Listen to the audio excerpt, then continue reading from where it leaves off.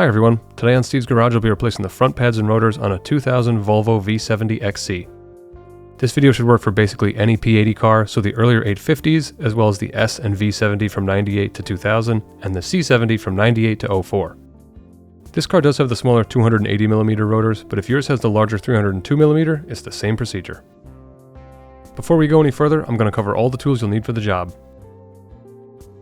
10, 15, and 17mm sockets, a 7mm Allen, your extension and ratchet, flathead screwdriver, a pair of channel locks to compress the brake caliper piston, some kind of wire brush, a hammer is optional but it never hurts to have one nearby, caliper pin grease and disc brake quiet are a must, never seize is optional but encouraged if you live around salt.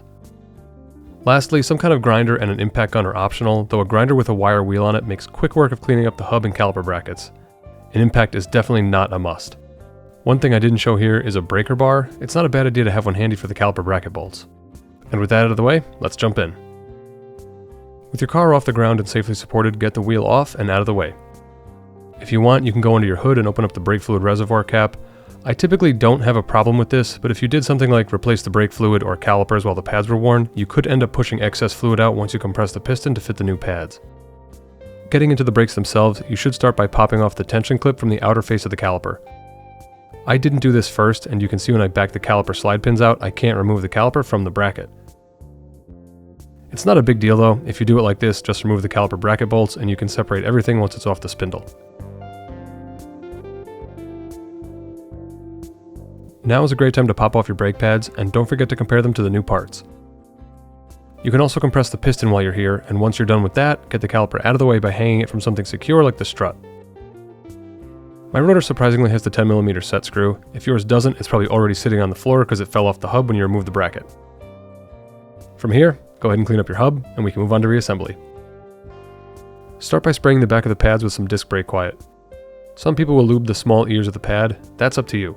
I've done both ways and never had a problem with either, though I typically only lube them if the manual calls for it.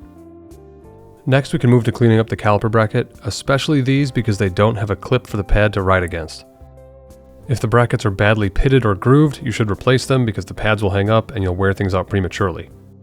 This is also where power tools come in handy because you'll get a better and faster result than by hand. You should also clean up or replace your slide pins.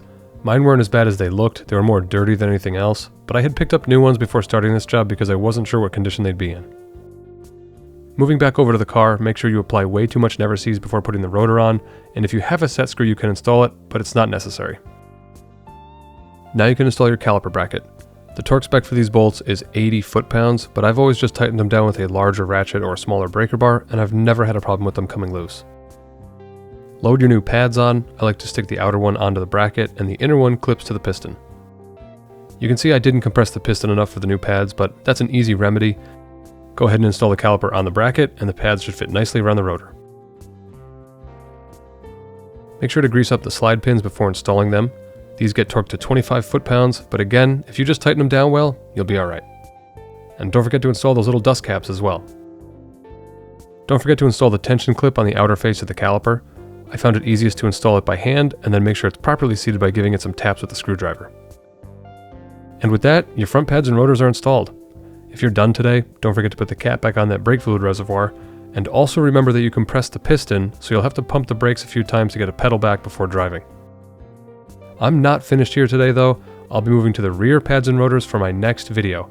So if you like this video, be sure to subscribe so you don't miss that next one. Feel free to leave any questions or comments below. Thanks for watching, everyone.